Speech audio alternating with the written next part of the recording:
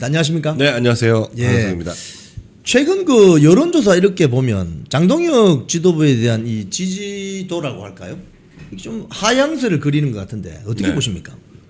그게 이제 여론조사가 오히려 뒤늦게 이제 반영이 우리가 되죠. 수치로 느껴지는 거고, 사실은 벌써 한 그 2주 전부터 이 이정현 공관위가 이렇게 좀 방향을 못 잡는 것 같다, 왔다 예. 갔다 하면서 특히 대구하고 충북에서 이 좀 제대로 방향이 안 잡혔잖아요. 예, 예. 네, 그리고 대구에서 이제 이진숙 주호영 그 컷오프의 그 후폭풍이 대구 민심을 흔든 것 같다, 이런 느낌이 들었었는데, 문제는 뭐 주호영 컷오프에 대해서는 뭐 별 문제가 없는데 예. 왜 이진숙을 같이 컷오프했냐, 여기에 대한 납득을 잘 못하시고 그런 것들이 장동혁 대표를 지지하는 세력이 그대로 이진숙 위원장을 지지하는 세력이었어요. 예. 그러니까 장동혁 대표는 본인의 지지율에 온전히 한 22% 정도까지 나왔던 예. 지지율이 본인의 지지율이라고 생각을 했던 것 같은데, 예. 그게 아니라 이 자유우파들이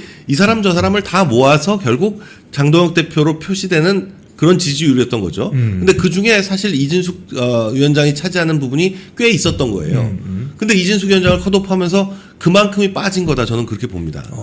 특히 대구에서 지금 오늘 조사 결과 보셨겠지만 예, 예. 대구에서 굉장히 많이 빠졌잖아요. 그렇죠. 대구에서 빠지니까 지금 흔들리고 있는 건데, 그러니까 장동혁 대표는 지금 이 여론조사의 흐름을 좀 유심히 지켜봐야 된다, 저는 그렇게 생각을 하는데, 그동안 온전히 본인의 지지율이었다고 약간 생각했다면 그건 약간 오만이 아니었나, 저는 그렇게 보고 지금이라도 추스려야 된다.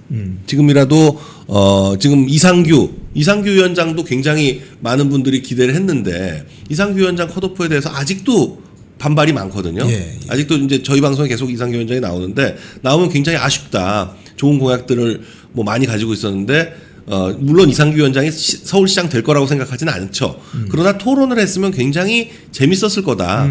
지금처럼 맥없는 토론이 되지는 않았을 거다. 이런 기대들을 많이 하거든요. 그러니까 오늘 어젯밤에 나왔나요?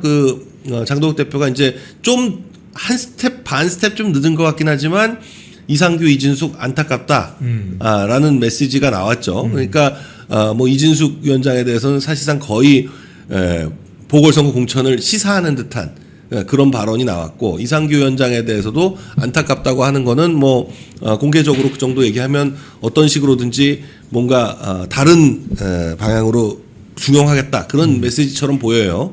그런데 지금 사실 이제 지방선거 공천은 이런 식으로 마무리가 돼가고 있는 것 같습니다. 충북은 뭐 김영환 지사를 최종적으로 놔두고 그리고 다른 후보들이 한국시리즈 한번 골라서 지금 지금 경북에서 하고 있는 것처럼요. 예. 경북 그렇게 하니까 그냥 조용하잖아요. 예. 그냥 지금 뭐 이철우 지사랑 김재원 후보랑 지금 둘이서 붙어 있는데 뭐 잡음이 날 게 없지 않습니까?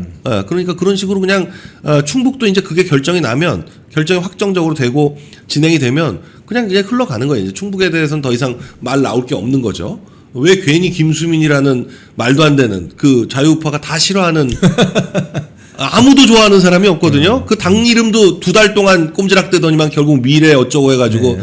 아무도 좋아하지 않는 이름에 와서 쳐버렸잖아요. 예. 그러니까 홍보 전문가인데 홍보를 못하는, 홍보를 더럽게 못하는 홍보 전문가를 괜히 써가지고 당의 어떤 그 위신만 깎인, 그리고 그 장동혁 대표의 어떤 선구안을 의심케 하는 그런 상황만 벌어졌거든요. 그러니까 몇몇 실수가 있지만 빨리 추스리고 결국 이제 상황은 벌어지는데 어떻게 대응하느냐 겁니다. 근데 장동혁 대표가 여태까지 해온 걸로 봐서는 뭘 선제적으로 이렇게 빨리빨리 대처하거나 이런 스타일은 아니지만 그래도 우직하고 묵직하게 상황을 끊임없이 보고 있으면서 뭐 반발짝 빠르게는 못하더라도 그 상황에 맞춰서는 잘 대응을 해왔다, 저는 그렇게 평가하거든요. 그러니까 지금부터라도, 지금 이제 다시 이제 바닥에서 시작을 하는 거죠. 예. 이제 그 수치를 느꼈을 텐데, 오늘 저희 수치로는 13 뭐 이렇게 나오는 수치잖아요. 그러니까 거의 여기서 만일에 더 밀리면 정말 끝도 모르게 밀릴 수 있으니까 여기서부터 이제 반등의 기회를 잡아서 제대로 가야 된다. 그 반등의 기회는 어떻게 잡느냐? 제가 볼 때는 보궐선거 공천이다, 그렇게 보여집니다. 지금 그 많은 자유우파 국민들이 지금도 의아해하고 네. 궁금해하는 점이 주호영 날린 건 알겠는데 네. 왜 이진숙을 컷오프했느냐? 우리 강용석 변호사님은 어떻게 해설하십니까? 지금 그거를 이진숙 위원장을 컷오프한 거에 대해서 많은 분들은 왜 물밑에서 상의를 하지 않았냐, 본인하고 상의를 해서 이렇게 잘 얘기하면 되지 않았냐라는 식의 얘기들을 하시는 분들이 꽤 있어요. 예. 그런데 뭐 우리 이영풍 대표님도 그렇게 말씀을 아마 하셨을 텐데 그게 잘못하면 공천거래입니다. 공천 거래가 되지. 뭐 예, 큰일 나는 거죠. 후보를 물러나게 하기 위해서 예. 다른 거를 제시하는 것 자체가 예. 최악의 범죄거든요. 그렇죠. 선거법상 문제되는 가장 최악의 그 범죄라서 선거법에 걸리는 거죠. 그렇습니다. 선거법에 딱 그게 있어요. 예. 그 후보 매수죄가 딱 있습니다. 후보 매수죄. 후보 매수죄가 그렇군요. 있습니다. 후보 매수죄. 경선 후보도 그거는 그런 식으로 뭔가를 제시하면서 사퇴하도록 만드는 게 후보 매수거든요. 근데 이진숙 위원장을 컷오프를 해놓고 컷오프해서 이제 나갔는데 그 다음에 뭔가를 대신해서 뭔가를 하겠다. 이거는 후보 매수가 아닙니다. 그건 역할 재배치니까. 네, 그건 뭐 재배치죠. 그야말로 재배치고 본인도 모르는 상태에서 컷오프가 되고 이건 그 다음부터 문제될 게 없어요. 예. 그러니까 지금 그 장동혁 대표가 뭐 그 국회의원 공천 자리를 시사한다고 하거나 뭐 이렇게 하더라도 그건 매수죄가 아니지만 뛰고 있을 때 뭐라고 하면 그건 문제가 되거든요. 네, 그러니까 그건 후보 매수죄 문제가 있고 그래서 컷오프를 하고 재배치 요 순서인데 이진숙 위원장 입장에서는 저희가 이해가 되는 게 그렇다고 해가지고 컷오프하면 가만히 있으면 한 벌써 또 그 보궐선거 공천까지는 앞으로 한 달 남거든요. 그 한 달 동안 잊혀진단 말이에요. 잊혀지죠. 네, 잊혀진단 말이에요. 그냥 저 사람은 그냥 자르면 그만이구나 이렇게 돼버리면 끝이기 때문에 지금 계속 무소속 출마도 시사하고 이렇게 해서 뭔가를 보여주고 있어야 예. 그래야 이제 보궐선거 공천이든 뭐든 되는 거고 예. 이게 어쩔 수 없는 정치판에 그런 흐름이 있다는 거는 우리 시청자분들이 이해를 하셔야 될 것 같아요. 지금 상황에서는. 근데 이제 그거를 당의 지지율을 깎아먹거나 대표의 지지율을 깎아먹지 않는 방식으로 스무스하게 정리를 잘해야 되는데 그런 역할을 해주는 게 사실 공천관리위원장인데 이거는 이정현 위원장 같은 경우는 사실 많은 분들이 우려를 했어요. 그 오랫동안 정치 경험을 한 사람 치고는 그런 면이 되게 부족하거든요. 예. 오히려 자기가 더 흥분하고 더 나서고 막 이런 더 이게 스무스하게 뭘 이렇게 잘 조율하거나 이런 적이 없습니다. 여태까지 보면 항상 그래 왔거든요. 그래서 공천관리위원장은 좀 아닌데 공천관리위원장은 좀 그런 분을 두고 오히려 부위원장 정도가 적합한데 그러니까 세게 공격하고 이런 건 잘하거든요. 예. 그러니까 그런 역할을 하고 위원장이 조율하고 이렇게 좀 했었으면 훨씬 공천이 스무스했을 텐데 지금 보면 공천관리위원회에서 나머지 공천관리위원은 한 명도 눈에 안 띄었었잖아요. 그렇죠. 예. 위원장 한 명밖에 눈에 안 띄었었잖아요. 그러면 안 되거든요. 공천관리가 사실 좀 조율을 해야 되거든요. 그런 역할을 사무총장이 하는데 정용 사무총장은 눈에 안 띄었지 않습니까? 정용 사무총장이 사실 부위원장 역할을 해야 되거든요. 근데 그것도 안 됐었단 말이에요. 그러니까 이게 공천관리위원회 구성 자체에서 조금 그런 부분이 좀 아쉬웠다라는 생각이 드는데 지금 뭐 어찌됐건 이제 박덕흠 위원회가 보궐선거 공천까지 갈지 안 갈지는 모르겠습니다. 지금 이 지방선거 공천 마무리하면 새롭게 구성할지 아닐지 모르겠는데 그건 이제 박덕흠 위원회가 어떻게 해가느냐를 좀 보고 결정하겠죠. 자, 그러면 앞으로 가령 예를 들자면 장동혁 대표, 네. 장동혁 지도부, 그리고 뭐 이진숙 뭐 전 방통위원장 등이 있는데 이걸 스무스하게 쉽게 얘기하면 정리하면서 새로운 그 반전의 계기를 마련하려면 뭐 장동혁 지도부, 이진숙 전 방통위원장 등등 어떻게 대처하는 게 슬기롭고 지혜로운 겁니까?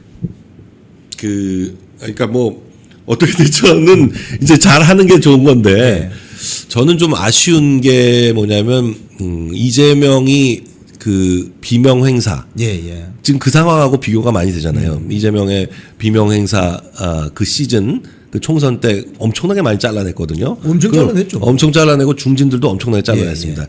그때 막후에서 그 상황을 계속 다독거리면서 조정했던 게 이해찬이었어요.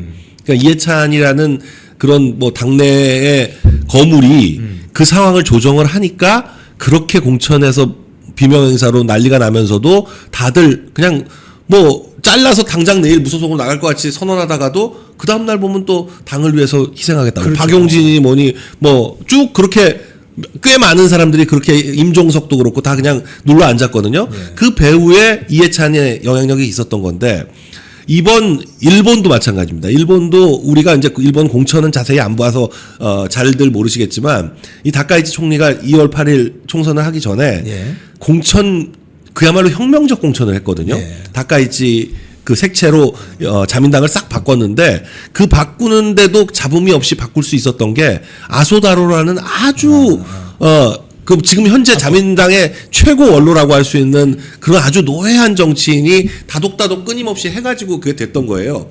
근데 지금 장동혁 대표한테는 그런 후견인이 좀 부족한 거 아닌가? 그런 후견인이 사실상 눈에 안 보이거든요.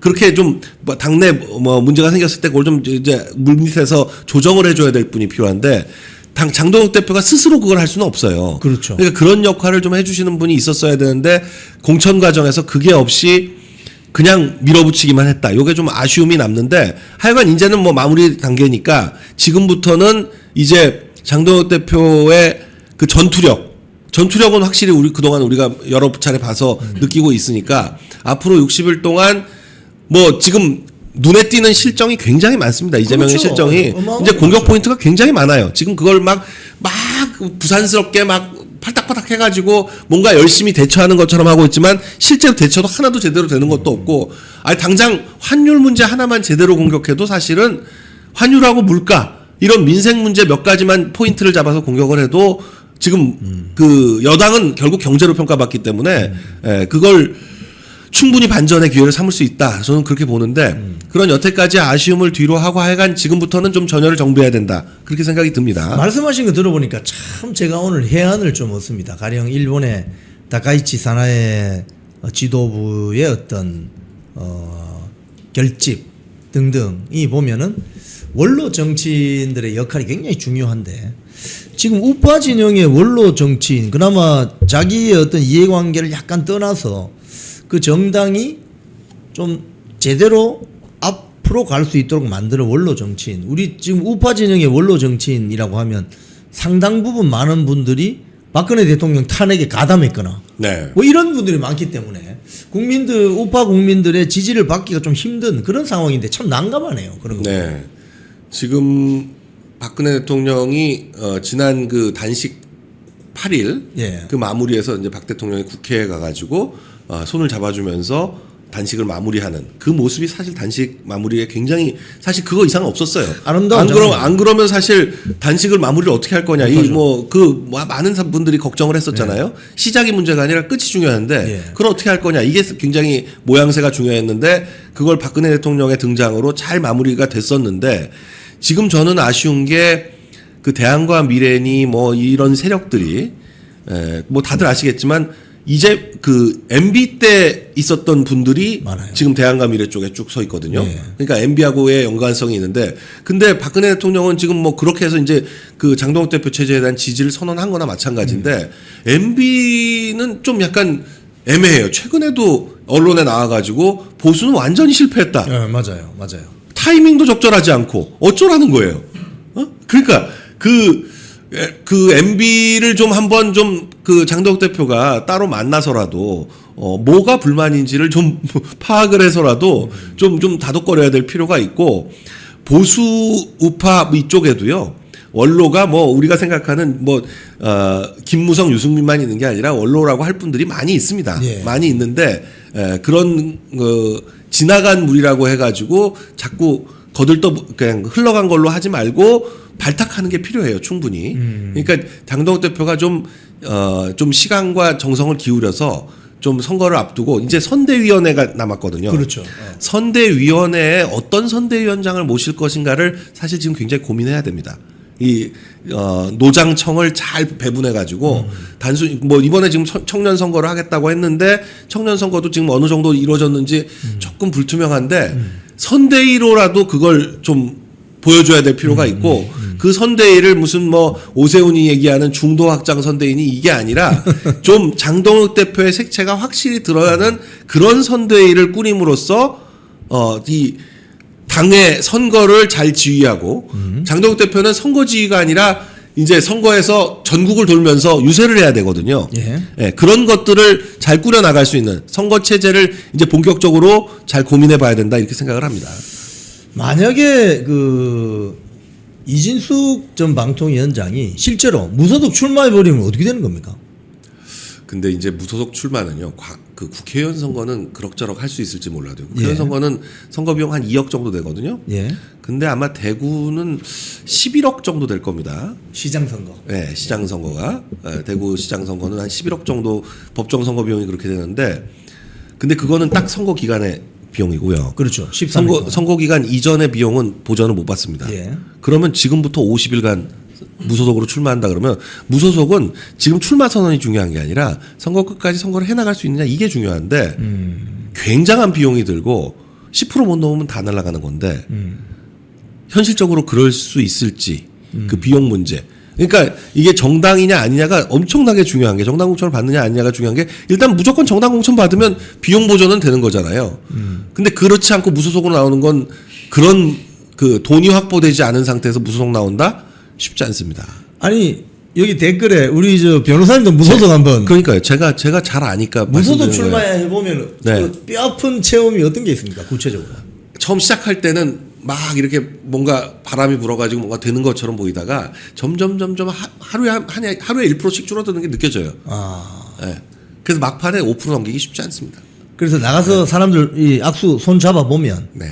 그걸 확실히 아니, 확인해. 그리고 이제 광역은 손잡고 그런 식으로 선거운동하지 않으니까 예. 모르겠어요. 대구는 이제 지금 12개 지역구니까 뭐 기본적으로 몇 군데는 돌아다니지만 막상 이제 선거 기간이 시작되면 뭐 손잡고 뭐 이런 걸 문제가 아니라 캠프에 사람이 점점 빠지죠. 빠지죠. 캠프를 구성하기가 힘들 겁니다. 아하. 네, 무소속으로 하면. 네. 그러니까 지금의 여론조사 지지율하고 실제 표하고는 전혀 다르게 되거든요. 아까 뭐 그 제가 밖에서 방송하는 걸 좀 들어보니까 그 대답하지 않은 층 한 25%. 예, 25%인데 그 25%는 응답을 하면서 대답을 결정을 하지 않은 층이고요.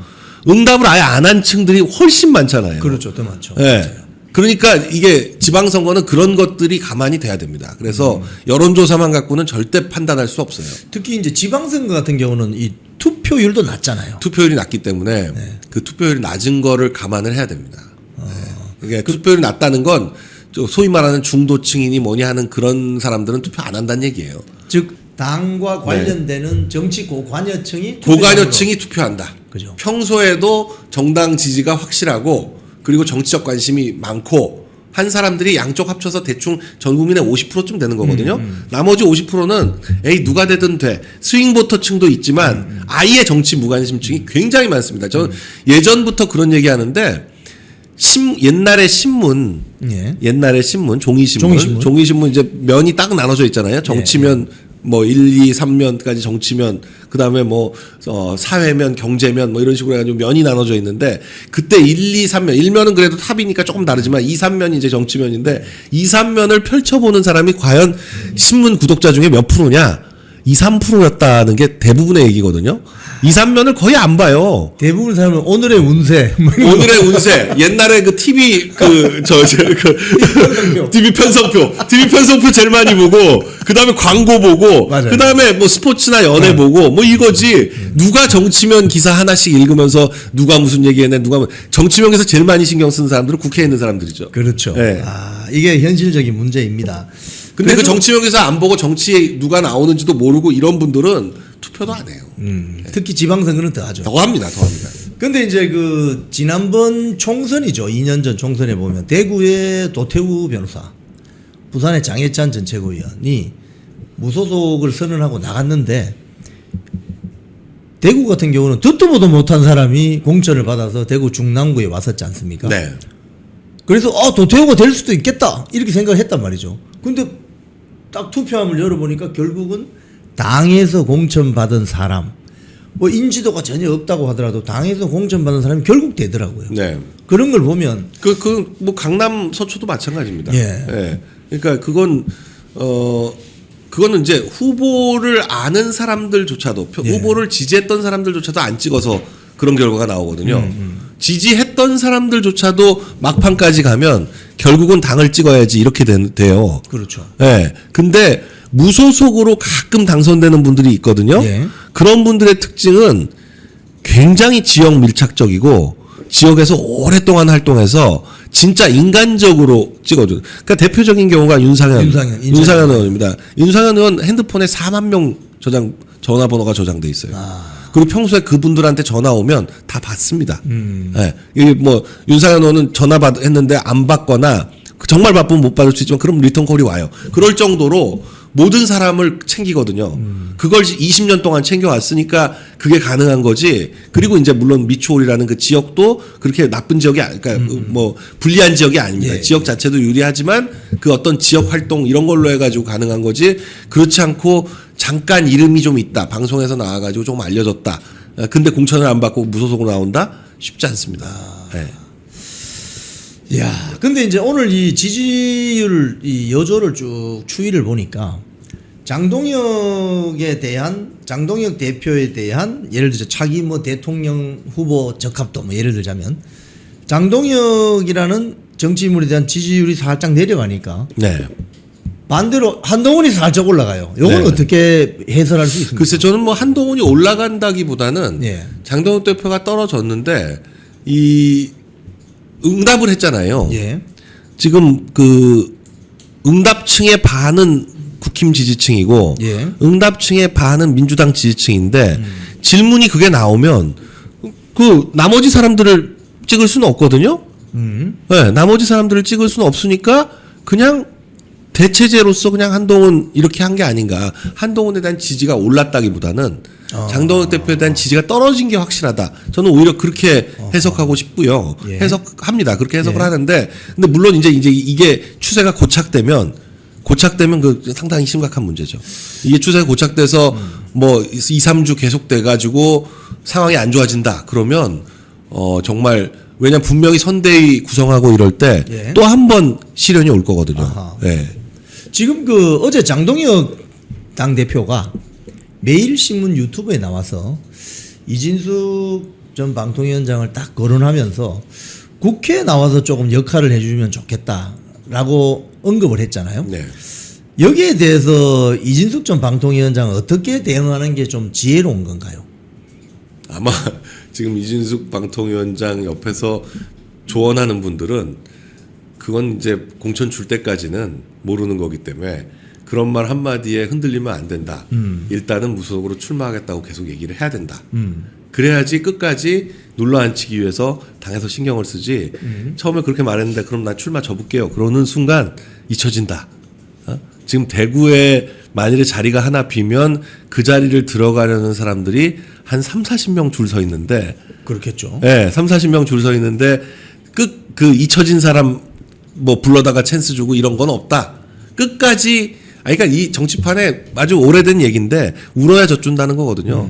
네, 울어야 젖준다는 거기 때문에 이진숙 위원장 입장에서는 지금 무소속 출마하면서 돌아다니고 있어야 보궐선거 공천을 받지 가만히 있으면 그것도 쉽지 않다.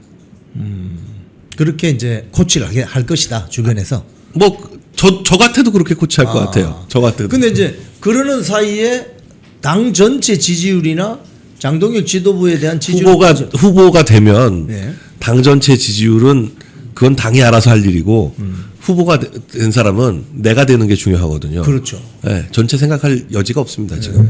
그렇죠. 네. 자, 그러면 다른 우리 그 국회의원 재보궐선거 좀 이야기해 보시죠. 한동훈, 뭐 조국, 뭐 등등 여러 지역이 나오는데. 전 제일 웃기는 게 조국 같아요. 네, 조국. 이 양반은 진짜 스타일리스트야. 스타일. 정치를 어떤 재미로 해. 예. 예? 아니 손오공에 예. 산에 이번에 또 유독 산이 많아요. 예. 부산, 울산, 안산, 군산 해가지고. 맞네. 다 예, 제가 한자 다 찾아보니까 다 진짜 산이에요. 마운틴이네. 예, 안산도 산이고, 군산도 산이고, 울산도 산이고, 그 마운틴입니다. 그러니까 산이 자기를 부른다는 거예요. 웃겨가지고 진짜.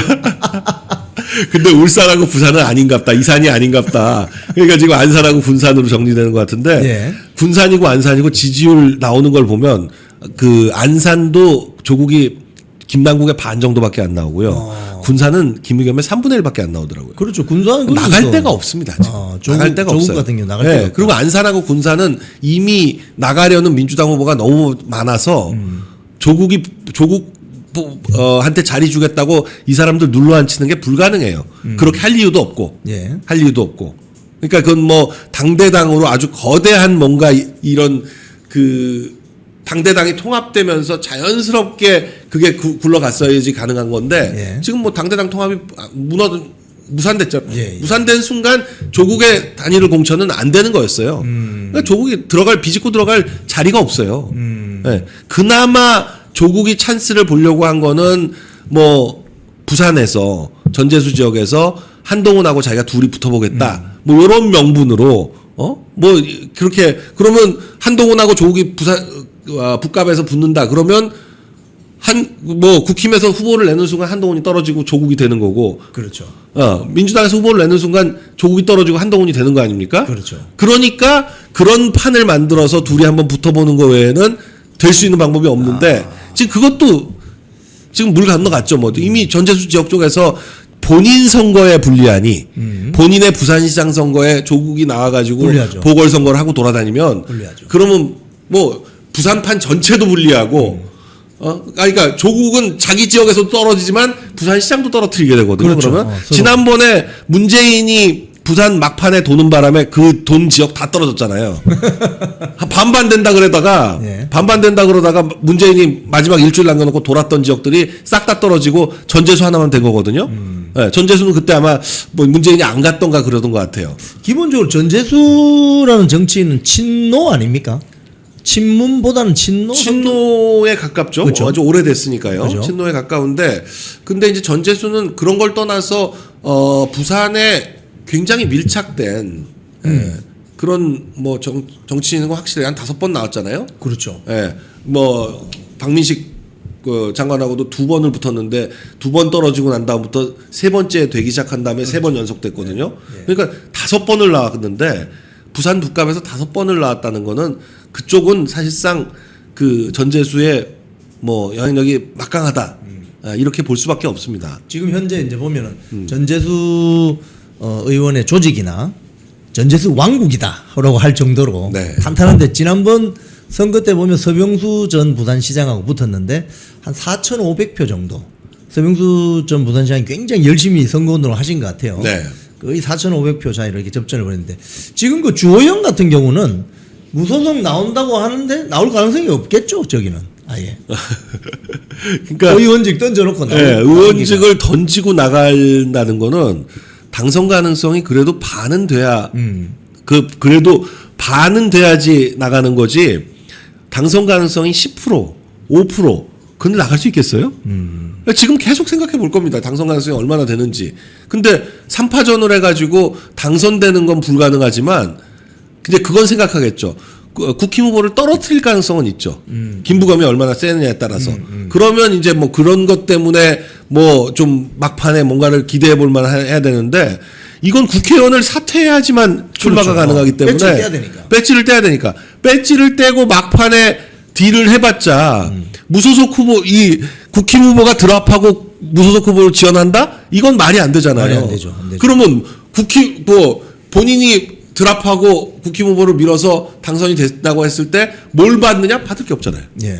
야당한테 뭘 요구하겠어요? 육선 의원이 예. 이미 국회부의장까지 하신 분이 그러니까 그런 여러 가지를 생각해봤을 때 과연 끝까지 나갈 거다라고 생각하는 대구 시민은 거의 없는 것 같더라고요.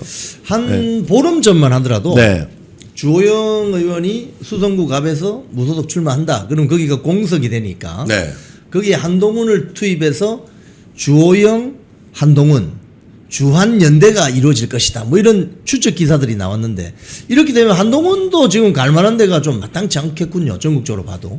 대구는 진작에 접은 거 아닌가 싶은데요. 그죠? 네, 대구는 진작에 접었고 부산 정도 생각하는데 부산도 북갑을 나간다는 건 본인이 당선될 수는 없다는 걸 알고 그냥 뭐 깽판 치는 건데 지금 제가 듣기로는 내부적으로도 이번 그 보궐선거에는 출마하기 힘들다라는 정도로 정리가 돼가는 거 아닌가 그런 얘기가 들리거든요. 예. 네, 현실적으로 자리가 없잖아요. 그러니까 출마는 할 수 있으나 당선은 힘들고 아니 떨어지면 끝나는 거예요. 예. 그죠? 떨어지면 그야말로 재기 불능. 영남에서도 떨어진 사람이 어떻게 뭐 그다음에 정치적으로 제기를 할 수가 있겠습니까? 그러니까 이건 떨어지면 끝나는 거기 때문에 본인 떨어지는 것도 있지만 국민의힘 쪽에 표를 깨는 거니까. 표도 깨고. 예. 그냥 본인만 떨어지고 국힘만 되면 그냥 그러면 또 국힘에는 타격이 없으니까 좀 나을 수도 있지만 예. 그렇게 되면 이제 진짜 바보 되는 거고. 진짜 완전히 배신자. 예, 그냥 웃기는 사람 되는 거잖아요. 예. 그렇군요. 지금 조국하고 한동훈이 입장이 똑같습니다. 예, 둘 다. 예. 서울은 좀 어떻습니까? 정원호 요번에 뭐 강쿤 뭐 이 사태 때문에 지금 엄청 지금 이슈가 되고 있는데. 글쎄요, 정원호는 뭐 했는지는 모르겠는데 뭐 못했는지는 지금 너무 많이 나오고 있어가지고. 예. 예. 그러니까 본인이 뭐 12년 동안 성동구에서 뭐 잘했네 어쩌네 하다가 성동구에서 해먹은 것만 잔뜩 나오고 있거든요. 아무도 뭐 잘했다는 얘기는 안 하고 그냥 뭐 구청장 하면서 나왔던 그게 원래 사실은요. 이게 이쪽 광역단체장, 국회의원 광역단체장 대통령 트랙과 예. 기초의원 광역의원 기초자치단체장 트랙이 다른 이유가 예. 기초자치단체장을 3번 가까이 하잖아요. 예. 그러면 지역 내에서 문제가 많아집니다. 아, 그렇죠. 네. 인허가권을 가지고 있습니다. 인허가권 뭐 이런 것 때문에 사실 국회의원은 그 권한만 있지 책임이 없는 자리잖아요. 예. 그러니까 국회의원은 4선 5선을 해도 뭐 비리라든지 이런 거에 크게 연관될 게 없어요. 예. 국회의원한테 누가 그렇게 많이 갖다 주지 않습니다. 결정적으로 권한 뭐 그 사람이 하는 게 아니니까. 근데 이쪽은 최종 결정권자잖아요. 결정권자죠. 그러니까 심지어 이런 예도 있어요. 성남하고 용인이 워낙 지금 경기도에서 발전하는 시잖아요. 예. 계속 발전해 온 시잖아요. 예. 성남하고 용인은 민선시장 여태까지 나왔던 민선시장 중에요. 이재명 빼놓고는 성남하고 용인 두 시를 합쳐가지고 이재명 빼놓고 구속 안 된 사람이 한 명도 없습니다. 아, 그래요? 용인은 지금 현직 시장 빼놓고 다 현직 이상희 시장 빼놓고 전직 시장 모두가 구속됐고. 성남은 이재명만 대통령 돼서 지금 구속이 안 됐지 싹 다 구속됐습니다. 현직 시장 빼놓고는. 아하. 그만큼 이 인허가권을 갖고 있는 자리에서 청렴하게 가기가 쉽지 않은데 지금 그게 사실 결정적인 문제인데 다들 그래서 기초자치단체장한테는 그런 의문들을 가지고 있거든요. 저 사람 12년에 해먹었으면 뭐 많이 해먹었을 거야. 그런 생각들을 하는데 그게 지금 툭툭 나오잖아요. 도이치모터스니 뭐냐 하면서 뭐 계속 나오고 하다못해 무슨 칸쿤은 그야말로 이제 그런 얘기는 사실은 그냥 이렇게 얘기거리는 되지만 그런 뭐 여자 문제 이런 거는 투표에는 큰 영향은 안 미치는 걸로 알려져 있어요. 그렇죠. 예. 예. 근데 이제 결정적으로 무슨 뭐 해먹었다든지 뭐 이런 무슨 뭐 인허가에서 문제라든지 요런 거는 많은 분들이 저 사람이 여기서 이 정도 해먹었는데 서울시 가면 얼마나 더 크게 해먹을까 뭐 이런 식의 유추를 하기 때문에 그래서 사실 이 트랙을 벗어나기 쉽지 않은데 지금 정원호가 서울시 25개 구청장 중에 여태까지 구청장 하다가 서울시장 나온 사람 한 명도 없었잖아요. 한 번도 없었어요. 그게 그런 이유거든요. 서울 같은 거대 도시를 구청장 했던 사람이 맡아? 그게 말이 돼? 이런 문제가 있습니다. 트랙이 다르기 때문에. 예. 자, 그럼 국민의힘 쪽에 서울시장 후보들 지금 뭐 토론도 하고 있는데 네. 오세훈, 윤희숙, 박수민 네. 어떻게 보십니까? 글쎄요, 뭐 지금 만일에 그게 어떤 결과가 뒤집어질 정도의 뭔가가 나왔다면 토론회가 크게 이슈가 됐거나 뭐 박수민 의원이나 윤희숙 전 의원이 뭔가 큰 이슈를 던져가지고 그게 벌써 저희가 파악할 정도, 최소한 저희는 파악할 수 있을 정도로 뭐가 논란이 돼야 되는데 아무 논란이 없잖아요. 토론회를 2번을 했는데 무슨 얘기가 나왔는지도 모르잖아요. 별 흥미가 없어. 관심이 없어요. 네. 네. 근데 박수민 후보가 유일하게 윤희숙, 오세훈은 동그라미인데 혼자서 X표 한 거, 그 이야기가 좀. 그러니까 그거 하나밖에 없잖아요. 그게 한동훈 얘기 아닙니까? 자기 얘기가 아니라. 예. 그러니 그리고 그게 서울시하고 무슨 관계가 있어요? 서울시와 관련된 이슈를 던져서 그게 논란이 되고 되니 안 되니 하고 거기서 뭔가 시민들의 관심을 끌고 뭐 이게 필요한데 그런 내용이 하나도 나오는 게 없으니 이러면 그냥 자연스럽게 그냥 오세훈으로 갈 수밖에 없게 되죠. 네. 자, 우리 충북은 김영환 도지사가 이제 상수가 되었고 나머지 후보들이 소위 말해 토너먼트를 해서 이제 최종 1인이 결국 김영환 도지사가 붙는 코리안 시리즈 같은 방식인데 요건 어떻게 될 것 같습니까? 윤곽근 후보가 내일 뭐 토론회도 하지만 네. 좀 선전할 가능성이 있어 보입니까? 글쎄요, 저도 지금 충북지사 현재 여론조사 결과를 한 번도 본 적이 없어가지고 어느 정도인지 상황을 전혀 모르는 판이라서 예. 참 예측이 힘든데 지난번 김영환 지사 같은 경우도 김영환 지사가 원래 경기도 어디더라 뭐 부천인가 군포인가 뭐 그쪽 어디서 예, 예. 3선인가 4선을 하고 했죠. 예. 그러고 이 국힘 쪽으로 와가지고 고향에서 출마를 2번인가 하고요. 그러고 지난번에 뭐 있다가 갑자기 막판에 한 달 반 2달 남겨놓고 충북으로 가가지고 경선에서 후보가 돼가지고 충북지사가 됐거든요. 그러니까 원래 충청북도 출신이긴 하지만 충청북도에서 한 번도 출마했던 적이 없다가 출마를 해서 당선이 충북지사로 당선이 되는 정도로 충청북도 민심이라는 게 굉장히 원래 그런 건 알고 있어요. 충청북도가 특이하게 그 부산이나 경북은 부산이나 대구는 지역 인재를 굉장히 우대하는 경향이 있잖아요. 부산이나 경북, 대구에서 이렇게 그 뭐 부산대, 경북대 여기를 또 우대하고 그 출신들이 꽤 많이 자리를 차지하고 하는데 희한하게 충북은 그런 충북대학교 나온 국회의원이 몇 년 전까지는 없었거든요. 예. 충북대학교가 한 50년, 한 70년 됐는데 근데도 충북대학교를 나온 국회의원이 충북에 없었어요. 그래요? 예, 22대에는 나왔는지 모르겠는데 그럴 정도로 충북은 서울에서 온 인재를 우대하는 경향이 있어가지고 예, 그게 굉장히 좀 특이한 충남만 해도 안 그렇습니다. 충남대 출신들이 국회의원이 많은데 그렇죠. 충북대 출신이 국회의원이 없었어요. 몇 년 전까지만 해도 있는지는 모르겠습니다. 지금 뭐 댓글에 아마 뭐 쓰시는 분들이 있을지 모르겠는데 그럴 정도로 충청북도가 좀 이 고향 인재 이런 것에 대해서 그렇게 크게 민감하지 않은 경향이 있고 또 그 충북의 특징이 충청북도가 지금 10번 다 맞췄을걸요? 대선. 맞아요. 예. 10번의 그 선거에서 10번의 대선에서 다 맞춘 걸로 아마 제가 기억을 하는데 뭐 윤석열 대통령 때까지 맞추고 예. 이재명은 뭐 당연히 맞췄을 테니까 아마 그게 9번이었는데 10번이 됐을 겁니다. 제가 확인을 안 해봤어요. 아마 10번 다 맞춘 걸로 알고 있는데 그만큼 충청북도 민심이 전 국민에 정확하게 중간에 있다. 그렇게 보통 알려져 있어서 예. 저는 오히려 김영환 지사가 될 거냐 안 될 거냐 요런 거보다는 윤곽근 후보가 저 코리안 시리즈 그 이제 2파전이 되는 거기에 올라가느냐. 예, 그게 일단 관심이고 그러면서 지금 윤곽근 후보는 뭐 전체 후보들 중에서 유일하게 윤어게인을 공식적으로 얘기하고 있는 후보고 그렇죠. 말을 하든 안 하든 윤석열 대통령의 그 변호인을 1년간 해왔기 때문에 그냥 누가 봐도 윤석열의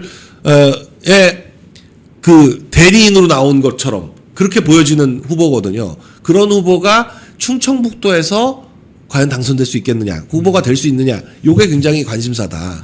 예, 저 그렇게 보여집니다. 예. 예.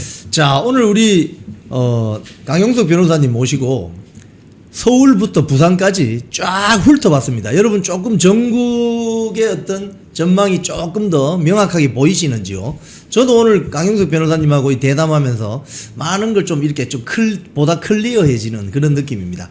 자, 오늘 우리 대담 정리를 하면서 우리 시청자님들께 마지막 한 말씀 부탁드려도 될까요? 네네. 뭐 우리 시청자분들이야 뭐 다들 저희랑 생각이 비슷하시니까 다들 지금 안타까워하시죠. 또 오늘 대자유총 여론조사를 보더라도 역대 지금 최대로 민주당과의 격차가 벌어졌습니다. 저희 조사 12차례 조사 중에 지금 47대 30으로 벌어졌으니까 그렇죠. 17% 벌어진 건 최대로 벌어졌거든요. 거의 뭐 동률이거나 1% 정도 앞섰을 때도 있었습니다. 이렇게 벌어진 거를 어떻게 앞으로 좁혀 나가느냐 이제 그 문제가 남았는데 저는 뭐 선거판이 본격적으로 펼쳐지면 충분히 좁혀질 수 있고 또 몇 가지 이슈를 잘 제기하면 특히 민생 이슈 지난번 총선 때 대파 이슈 같은 그런 형태의 민생 이슈들이 뭐 굉장히 많이 터져 나올 수 있거든요. 기름값부터 시작해서 물가부터 시작해서 뭐 환율부터 시작해서 결국은 경제 문제를 얼마나 잘 물고 늘어지느냐인데 저는 그래서 그 국힘에 정말 그 요청드리고 싶은 건 선대위원장에 좀 경제 문제를 잘 이렇게 이슈화할 수 있는 그런 분들을 좀 선대위 위원장으로 좀 배치를 해야 된다. 선대위원장이 민생 이슈를 매일 한 건씩 빵빵 터뜨리고 그게 이제 신문 기사 읽는 정도의 수준이 아니라 기자들하고 직접 토론을 하면서도 기자들하고 백브리핑을 선대위원장이 하면서도 지금 대한민국 경제가 얼마나 근본적으로 문제인지를 쉽게 설명해 줄 수 있는 네. 그런 선대위원장이 필요하다. 예, 그냥 뭐 지금 환율이 얼마니까 문제입니다. 이런 정도가 아니라 그게 구체적으로 민생에 어떤 영향을 미치고 그게 지금 1년 전보다 지금 국민들이 얼마나 가난해졌는지 이런 것들을 아주 쉽고 임팩트 있게 전달해 줄 수 있는 그런 선대위원장을 좀 전면에 배치하는 것을 좀 정말 바랍니다, 지금. 네, 선대위에. 무슨 중돈이 하는 그런 말도 안 되는 소리 할 필요 없이 정말 이슈별로 잘 파이팅 할 수 있는 선대위원장, 정말, 잘 싸울 수 있는 선대위원장, 그런 분들이 필요하다. 전 그렇게 봅니다. 뭐, 장 대표 혼자서 다 할 수는 없으니까. 그렇죠. 장 대표는 유세를 해야 됩니다. 예, 네. 예. 콩TV를 사랑하시는 시청자 여러분, 대한민국은 지금 체제 전쟁 중입니다. 연성 파시즘 체제로 갈 것이냐 아니면 자유민주주의 체제를 지킬 것이냐, 이를 위해서는 결단과 용기가 필요합니다. 민주당의 정보통신망법이 통과되어서 오는 7월부터 시행이 됩니다. 이렇게 되면 언론 자유 훼손은 물론이고 자유우파 유튜버들의 산업 생태계에 심각한 지장이 예상됩니다. 여러분, 어떻게 해야 되겠습니까? 여러분들의 도움이 필요합니다. 여러분들이 우잘사 회원에 가입하셔서 대한민국 체제 전쟁에 승리하고 국민의힘 장동혁 지도부를 지켜내고 정보통신망법을 비롯한 언론 자유를 심각하게 훼손하는 여당발 공세에 대응해 주시기 바랍니다. 우잘사 회원 많이 가입하셔서 함께 가는 여정을 만들어 갑시다. 감사합니다.